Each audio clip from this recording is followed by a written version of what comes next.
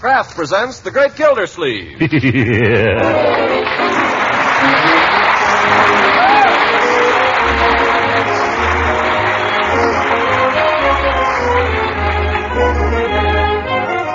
Kraft Cheese Company, who also bring you Bing Crosby every Thursday night, present each week at this time Harold Peary as The Great Gildersleeve, written by John Wheaton and Sam Moore.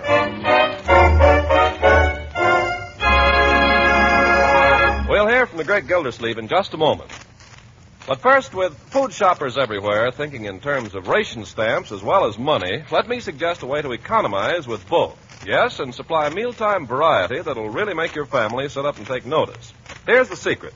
The next time you plan a shopping trip, include on your list Pabst-ett, the delicious, nourishing cheese food. For just 3 red ration points and surprisingly few pennies, you buy a generous package of cheese goodness that's a real help in preparing wartime meals. The tantalizing cheddar cheese flavor of Pabst-ett is grand with economical rice or macaroni dishes, and Pabst-ett toasts and slices to perfection. Or you can melt it to a smooth golden cheese sauce that does wonders with leftovers of meat or fish or vegetables. Pabst-ett is a fine source of important milk nutrients, too. Milk protein, milk minerals, food energy, vitamin A, and vitamin G that's also called riboflavin. So remember the name, Pabst-ett, the economical red stamp value.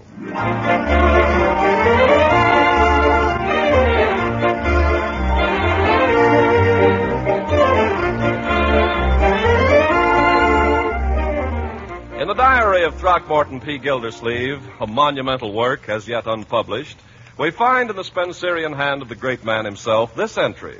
Dear Diary, today I made a vow. I'll never speak to Judge Horace Hooker again. As long as I live, I'll never speak to him. Even if he comes crawling to me on his hands and knees, I'll never speak to him. Even on my deathbed. There are some things a man cannot forgive a friend, and one of them is stabbing him in the back when he isn't looking. And thereby hangs a tale. It was on the morning of Friday, April 9th. The time, 8:30. Thank you. Our friend Gildersleeve was glancing through the paper while awaiting the arrival of Judge Hooker, with whom he was to share a ride to the office. Uncle Mort, if you have to be at the office by 9, you better get going. Oh, my goodness. Is that clock right? As far as I know. Bertie, call up and find out what time it is, will you? Yes, sir. They won't give you the time anymore, Uncle Mort. Well, I'd like to know why not. Must be a military secret. Then, by George, you can call them up and tell them they can come and take their phone out of here. Oh, Uncle Mort, cool off. I mean it. Tell them to take it out today. I don't want it around. Yes, sir. Can't give us the time. What good is a telephone if you can't? Leroy, turn on the radio. See if you can get a time signal. Okay, Uncle. Not a clock in the whole house you can depend on. Can't depend on clocks. Can't depend on the phone company. Can't depend on the judge. Ye gods, and I have to be at the mayor's office at 9 o'clock. Oh! Leroy! Turn off that radio. You told me to turn it on. What is this, a madhouse? Are you asking me? Yes. Never mind. I can't wait for the judge any longer. I'll just have to take my own car. If you're in a hurry, Uncle, I'll back it out for you. You'll do nothing of the kind. You can go and open the garage for me, though. Okay. Got the key? Keys? Where are they? If Judge Hooker's got my keys now... Judge Hooker hasn't got your keys. Bertie, have you seen my... Oh, somebody put them in my pocket. Probably the brownies. Yes. And don't be fresh. Here. Now my coat. Mr. Gildersleeve, what about that coffee? It's about ready. I'm sorry, I haven't got time for it now. Better take an umbrella, Uncle Mort. Looks like rain. I haven't got time for rain. Mr. Gildersleeve, we can't throw out coffee. You like coffee jelly? Don't bother me now about coffee jelly. I have to see the mayor. Oh, where's Leroy? He went out to the garage. If Judge Hooker turns up, don't forget to tell him. Tell him what? What did you say? What shall I tell him? Don't ask me. I'm late already. Oh, this is going to be one of his bad days. Oh, Bertie! Yes, Mr. Gildersleeve? Be sure and have whipped cream on it. Whipped cream on what? The coffee jelly.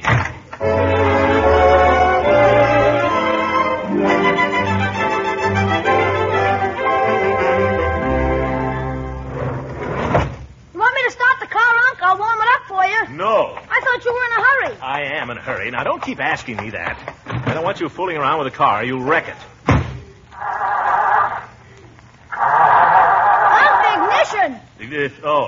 Stick in your shirt tail, Leroy. It is in. Well, get off the running board. Okay.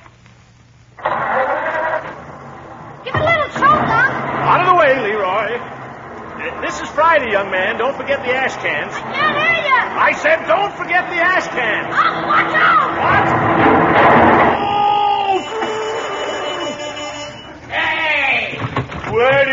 take your hooker.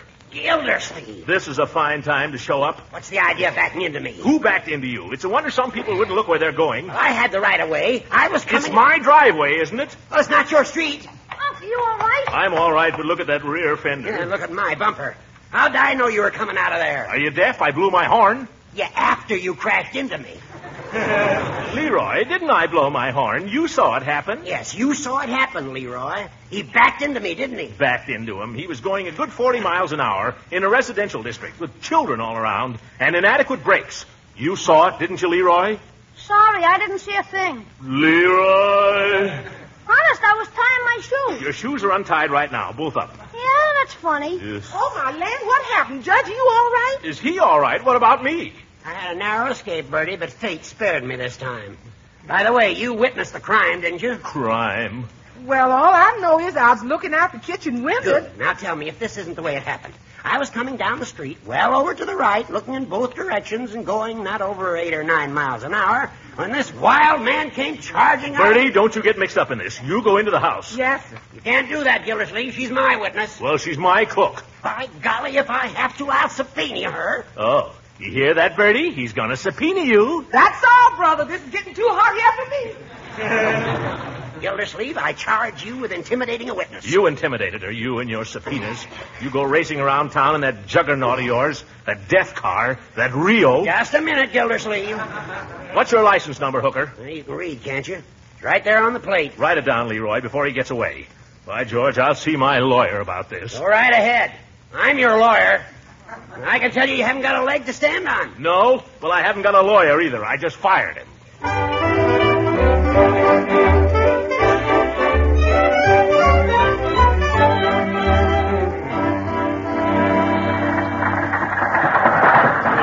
Listen to that fender. It's hanging by a thread. What are we stopping here for, huh? I've got to see a man about my insurance. C. Harvey Diggs, real estate and insurance. I want to show him the damage while it's fresh. C. Harvey Diggs. Is he kidding? Just hop out, Leroy. You better run for it. You'll be late to school. Okay.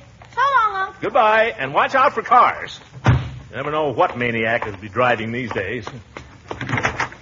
Mr. Gildersleeve. Well, come in. Hello, Diggs. I heard you and Judge Hooker had a little run-in this morning. How did you hear that? It didn't happen 20 minutes ago. Oh, news travels in this town, you know.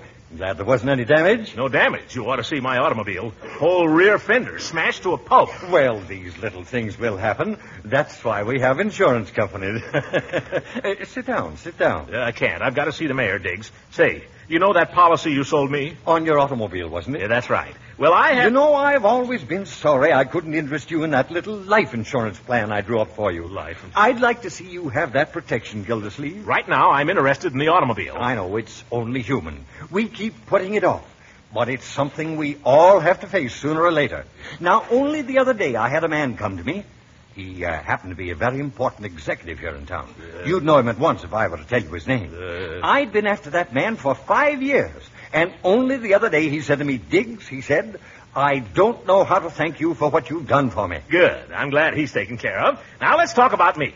I have this policy yes, on my... just what I was getting to. Now, that's a very fine policy you've got there, as far as it goes. But it doesn't go far enough. You sold it to me. Mr. Gildersleeve, I'm going to ask you a question. Have you ever considered what would become of your loved ones in the event that you were suddenly to pass on? Mr. Diggs, I'm going to give you an answer. I'm likely to pass on right now to the next insurance man if you won't listen to me. Huh? All I'm interested in is collecting on the policy I've got. Well, you're the doctor, Mr. Gildersleeve. Yes, sir, that's what we're here for, to service our customers. Good. I've got the policy right here. I can't make head or tails out of it. Well, now, we'll just have a look. Now, let's see. Bodily injury, property damage, collision or upset, comprehensive. What does it say?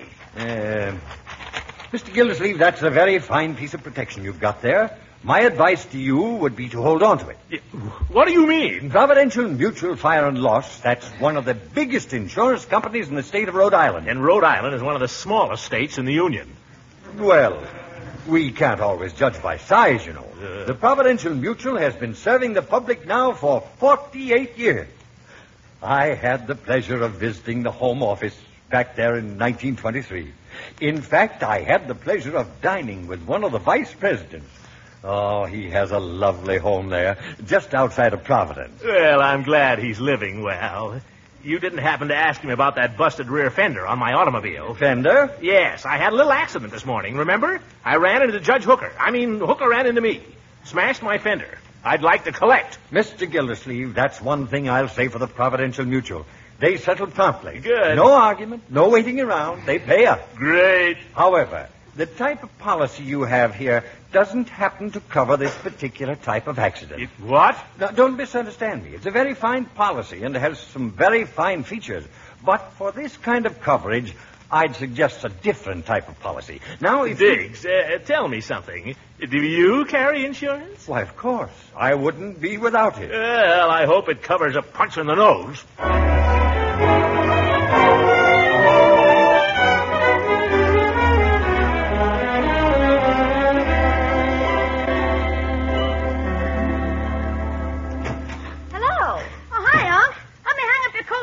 You got your allowance Monday, Leroy, in advance. I know. I'm just offering to hang up your coat. Yeah, there's something more to this. How did it go today, Uncle Mort? Oh, like that? Yeah, like that. Get this machine gun out of here, Leroy. A man can't even sit down in his own chair. Sorry, Unc. How did you come out on the insurance? Oh, dandy. What do you mean? Well, it seems I have a policy, but no insurance. If I want to collect, I'll have to collect from Hooker. And if Hooker wanted to sue me, I wouldn't have an ounce of protection. Oh, he wouldn't sue you. He's a friend of yours. He was a friend of mine. That old gink would sue his own mother. Leroy. I'm inclined to believe you're right, my boy. I don't think you ought to talk that way about Judge Hooker. You ought to hear what he says about you. If- Hey, Marge, when's dinner? I'm starved. I don't know. You'll have to ask Bertie. But I'm dying. Well, go outside and die. Uncle Mort, I think you and the judge are acting like a couple of schoolboys. Huh? You had a little accident, and you were both in the wrong. Now, why don't you admit it? Who was in the wrong? I was backing out of my own driveway, watching very carefully, and the first thing I know... Hey, come here. What do you want? Come with me. Out to the kitchen. What for, Leroy? What's up? Never mind. Just be quiet. What's all the mystery about? No. Don't open the door. Just listen. Young man, I've told you what I thought of eavesdropping. I told you I never... Now, Bertie, you said you were looking out the kitchen window at the time the accident occurred. Hooker. No, Judge, I didn't say that. That is not exactly. Now, Bertie, remember, nothing you say here is going to be used against you. Yeah, not against her, maybe. Well, I don't know if I ought to say anything, Judge. Mr. Gildersleeve might not like it. Well, don't you worry about Mr. Gildersleeve, Bertie. If he has anything to say, you always know where you can get a job. Oh! Well, Hooker, if there's anything lower than a man who would run down a friend when he wasn't looking, it's a man who would sneak in his back door and steal his cook. I have not been sneaking in any back doors. Oh, no? No. I merely happened to be taking a shortcut across the lot here. And dropped in for a handout, I suppose. Bertie. I didn't want to say nothing, Mr. Gildersleeve, honest. I'm not blaming you, Bertie. I just didn't want no hoppus corpus, that's all. It just happens, Gildersleeve, that Bertie is a legal witness, and I have a legal right to question her. Well, you go take a legal walk for yourself. You're trespassing on private property here, Judge. I'll have you charged with breaking and entering, as well as coaching a witness. Don't quote the law at me, my friend. Don't you call me your friend. As far as I'm concerned, I'll never speak to you again. And kindly have the decency not to address me. Now get out of here. I shall be delighted. And put back that cupcake.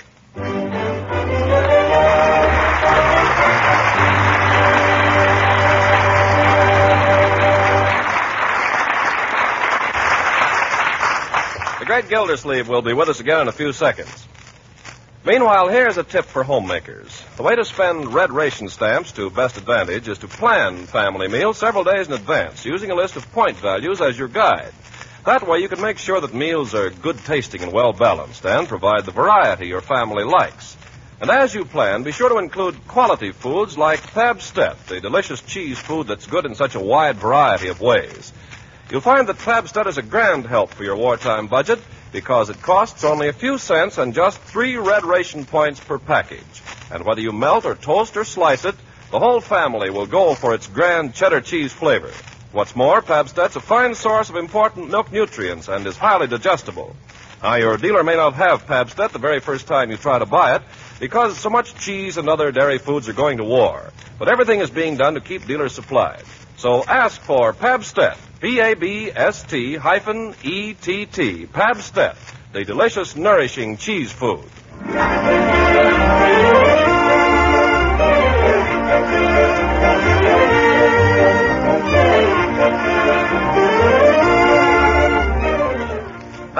back to the Great Gildersleeve. About 24 hours have passed since his epic crash with Judge Hooker, so we find him once more about to set out for the office. A trifle earlier than usual, though, since he knows that today he'll have to walk to work. Is there any more oatmeal, Bertie? I'm sorry, Mr. Gildersleeve, but we is oatless.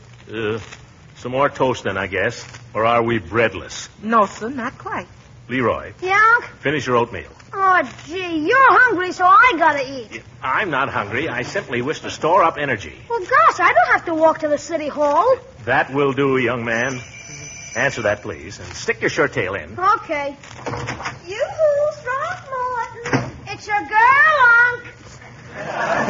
My fiancée, young man. In here, Leela. Oh, Throckmorton, you poor darling. Are you all right? What am I? What? Well, I heard about your accident. Oh, my poor baby, my precious lamb. Well, Oh, for corn's sake. Go away. You told me to finish my oatmeal. Never mind your oatmeal. Go to school. It's Saturday. Then just get out of here. Scat. Okay. Throckmorton, are you sure you're all safe and sound? Of course I'm safe and sound. Oh, but it must have been such a frightful crash. Judge Hooker says... Judge Hooker? Yes, he says you were going 40 miles an hour. Leela, I was going backwards. Oh, that's what makes it so hideous. Leela, did Judge Hooker tell you this? No, Throckmorton. He told Sarah Pettibone, and Sarah told me. What else did she say that he said, the big faker? Well, just that you wrecked his car completely and that he was lucky to live to tell the tale. Leela, he almost wrecked my car. He was tearing down the street like he was drunk or crazy. What's more, it never even scratched him. Oh, well, I imagine Sarah got it mixed up. I'm glad you're feeling all right anyhow, Throckmorton. Well, glad you're glad, Leela. Hooker's going to pay me damages, too. He'll pay me if I have to sue him. Well, will they cost quite a bit, Throckmorton? Well, so far, only $2 for my fender. But I imagine there'll be internal injuries. There always are. Well, you take good care of yourself now, Throckmorton, because I want you to do something for me this evening. What is it, Leela? Well, I want you to come to a meeting of my Red Cross committee tonight. Red Cross committee? Mm-hmm. I can't roll bandages. I can't even roll a cigarette. Oh, no, silly. This is to raise money. Oh, well, I can't say no to that, can I? What time? Well, I told everybody 8 o'clock, but I think it would be nice if you came over a little early. Could you? For you, I could. Oh, you cute boy, you. Now, wait a minute, Leela. Hooker isn't on this committee, is he? If he's on it, I won't have anything to do with it. Oh, of course, Throckmorton. I mean, of course not. Oh, well, I've got to be getting back to my housework. Oh, my goodness. I've got to get down to the office. Yes, dear. Oh, I'm glad nothing happened to my precious fiancé. Goodbye, darling. I'll see you this evening. Goodbye, Leela. Got to get going. Goodbye. Bye. Bertie. Here's your toast, Mr. Gildersleeve. Oh, thank you, Bertie. Why, this toast is cold. Well, sir, I didn't want to interrupt anything. There's nothing to interrupt. Bertie, we might have supper a little early this evening, so I'll be able to finish by 7. Yes, sir. Yeah, then I'll have time to... Hey, Unc, come to the window, quick. The window? What's the matter, Leroy? Wait till you see what's going past the house. Here, out this window. This better be good, young man, or I won't like it. Good, but you won't like it. Yeah. There. I can't believe it. What is it, Mr. Gildersleeve? Judge Hooker on crutches. My goodness.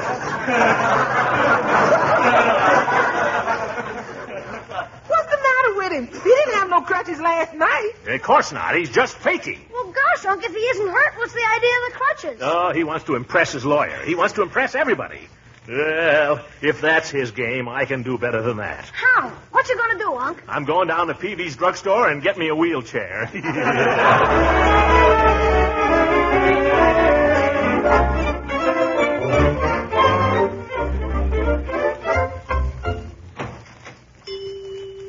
Well, Mr. Gildersleeve. Well, hello.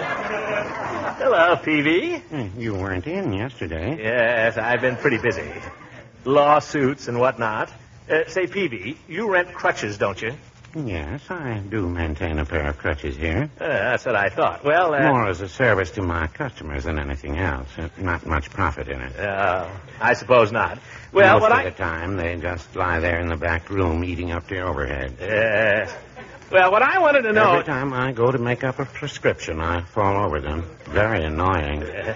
I can imagine. Very monotonous, too. What I wanted to ask you, I'm thinking of giving them up altogether. I wish you would. I wish you'd forget them, too. What I want to know is, Peavy, did you rent those crutches to Judge Hooker? Yes, as a matter of fact, I did. Just this morning. I knew it. Now tell me, Peavy, just between you and me, when Judge Hooker came in here for him, was he limping? Well, I wouldn't say he was limping exactly, no. Good. In other words, you're prepared to testify that up to the time he rented those crutches, he appeared to be in just as good shape as you or I. Well, no, I wouldn't say that. Well, as good shape as you, anyway. Well, I mean, no limp or anything, just his normal slouch. You'll testify to that, won't you, Peavy? I don't know that I'd care to testify to anything. Now, don't get scared, Peavy. I'm not going to drag you into court. I'm just trying to line up a few facts and witnesses, just in case. I know, but a man can't be too careful, Mr. Gildersleeve. Circumstantial evidence, you know. What's circumstantial about it? Well, take yourself. Now, you'd say you were in good health, wouldn't you? Never better. You look well, too. Thank you. But do we know, Mr. Gildersleeve? Do we know? What do you mean? You might drop dead any minute. What? It's a fact. I had a man come in here one day perfectly well. Just felt a little funny, that's all. And all of a sudden, he dropped dead right where you're standing. Oh, don't move. It was just a heart attack. Oh, just a little heart attack, eh? Peavy, will you tell me what all this has got to do with whether Hooker needs crutches or not? That's what I'm trying to find out. I'm afraid I couldn't express an opinion on that. Professional ethics, you know. After all, I'm a pharmacist. I'm not asking your opinion as a pharmacist. I'm asking your opinion as a crutch renter. Well, I will say this, Mr. Gildersleeve. Yes? Crutches never hurt anybody. Yes. Oh, Peavy, you make me tired. Why don't you ever give anybody a straight answer? All you can say is, well, now, I wouldn't say that. Well, now, I wouldn't say that. Goodbye!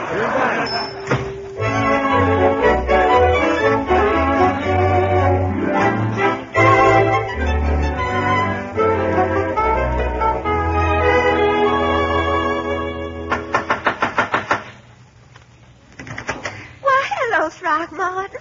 I'm glad you got here early. Yeah, so am I. Ooh, you look beautiful in that dress, Leela. Oh, do I? Yeah, much too good for a committee meeting. Couldn't we go out? Now, Throckmorton, I've got things to do before the others get here. Yeah, so I.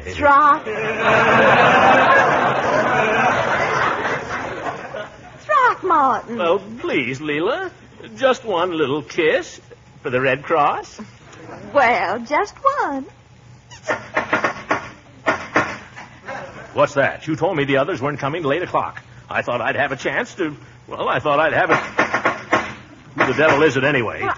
Well, Judge Hook always knocks like that. Hooker? I thought you said he wasn't coming. Well, no, I didn't, Throckmorton. I said he wasn't on the committee. Well, what's the idea of him hanging around here with secret knocks on my fiancé's door?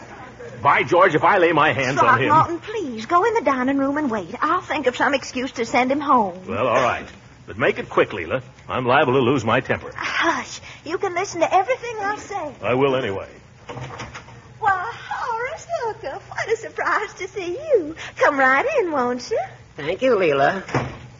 Well, aren't you going to ask me why I'm on crutches? Oh, are you? Oh, why, goodness gracious, so you are. Horace, it's your lumbago again, and you shouldn't be out in this weather. You go right home, you hear? It's not my lumbago, Leela. Now, Horace, don't be vain. You said it wasn't lumbago last time, and you had to go to bed for a week. Leela, I'm not suffering from any organic complaint. I'm walking on crutches because of your fiancé. Really, Horace? Yeah, he drives his car around this town like a murderer. Who's a murderer? Oh. Well, is that Mr. Gildersleeve in the dining room, Leela? Yes, Judge. I wouldn't have come here if I'd known he'd be here. Neither would I. Oh, please, Judge. Let me talk to him for just a minute. Perhaps you wait here. Well, please. All right. Throckmorton, I asked you to be quiet while I talk to Horace. You want me to stand there like a wooden Indian while he calls me a murderer? Oh.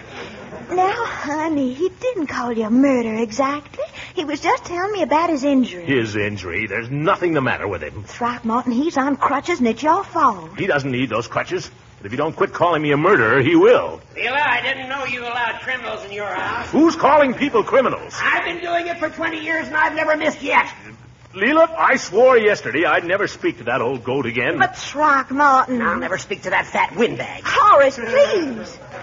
Tell him this, Leela. There's nothing lower than an ambulance chaser. Tell him I'll sue him for that. Yes. All he can think of is suing people, pushing innocent people through the knotholes in the law. Throckmorton. Tell the big coward to shut up. Who's a coward? Tell him to lay down his crutches, Leela, and I'll knock his block off. Tell him to come ahead. Boys, stop.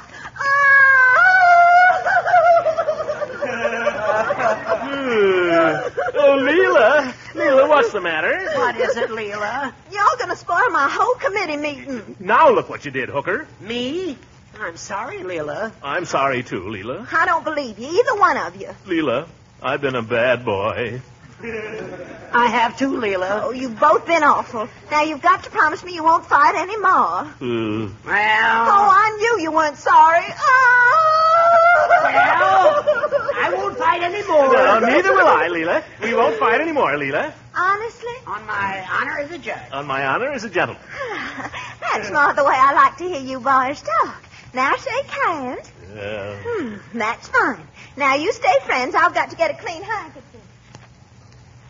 I don't mean a word of this, Gildersleeve. I've been seriously injured, and I'm going to sue you tomorrow for $100,000. I'm not even surprised to hear it, Hooker.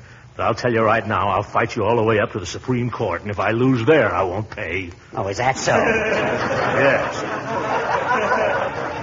You don't need those crutches, and you know it. Prove it. Prove it, Oh, that's the way I like to see my two boys. As friendly as two clams in a stew.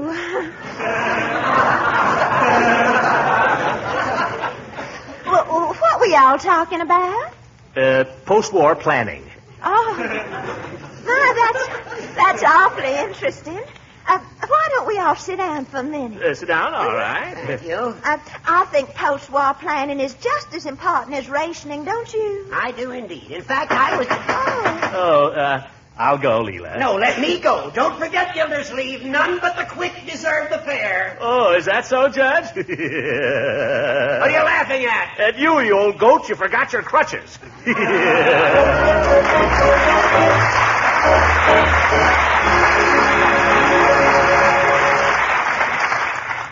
Unc, what do you think? I got a job today. Well, that's splendid, my boy. What is the job? It's a cinch. All I have to do is deliver things. I got one here for you. Well, a messenger, huh? Unc, what's a summons? Leroy. Good night, everybody.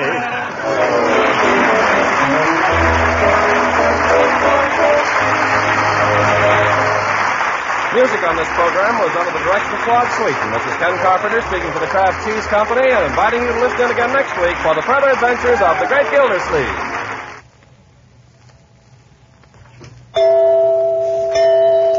Right now, which is the most important economy in your food budget? Money or red ration points? Well, most likely the answer is both. So there's no better time to get acquainted with foods like Parquet, the quality margarine made by Kraft. For Parquet costs just 5 red ration stamps and so little money. And yet it has a delicate, appetizing flavor that really satisfies. Yes, you'll like the taste of Parquet spread on bread and toast and rolls, and you'll like it as a seasoning for hot-cooked vegetables, too. If you bake your own cakes and cookies, you'll find Parquet is a real flavor shortening. And it's grand for pan frying. What's more, Parquet is a highly nutritious energy food, and it contains important vitamin A. If your dealer doesn't have Parquet margarine the first time you ask, it's because of wartime shortages and because Parquet is growing more popular every day. But Kraft is doing everything possible to keep all dealers supplied. So watch for Parquet, P-A-R-K-A-Y, Parquet margarine made by Kraft. This program came to you from Hollywood. This is the National Broadcasting Company.